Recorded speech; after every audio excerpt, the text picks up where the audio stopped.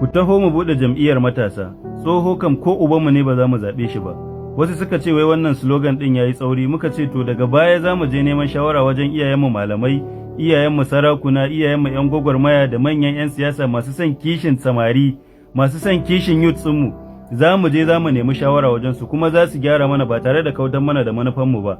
Magana ita ce mu tsaya mu kalli gobenmu, ka cire magana ɓangaren ka na siyasa, wata jam'iyya kake mai ta tsinana maka. Har yau kana nan kana batilin da kuɗin da zaka biya na makaranta, abincin da zaka ci, gidan da zaka zauna, lafiyarka, haka kai da iyayenka duk kuke wannan, me ka mora a wannan siyasar?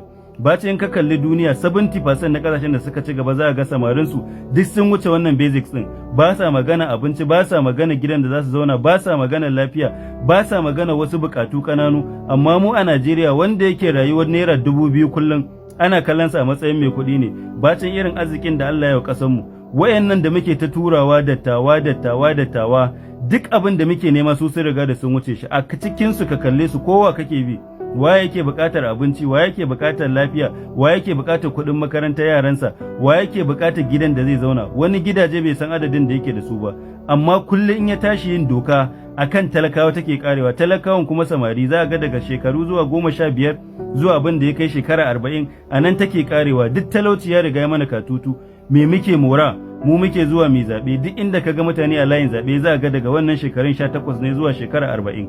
Me yasa ba za mu tsaya mai wa kanmu ba? In dai za mu zo mu dinga kamfen muna cewa a zaɓuwa ne, me yasa ba za mu nemo manya daga cikinmu waɗanda sun san abin da suke ba, ina nufin manya na shekaru ba, waɗanda suka yi ilimi a cikin malayin waɗanda suke da shekaru daga 15 zuwa 40. Za ka samu akwai wanda sun yi PhD, akwai wanda ma professors ne, kai wasu ma sun kai matsayin emeritus. Amma a haka muna nan muna zaɓo shugabannin da secondary wani bai yi ba, akwai shugaban ƙasar da ya cikakkiyar diploma ba shi da shi, kuma a kuke tunanin za su yi tunanin za su gyara mu gobanku.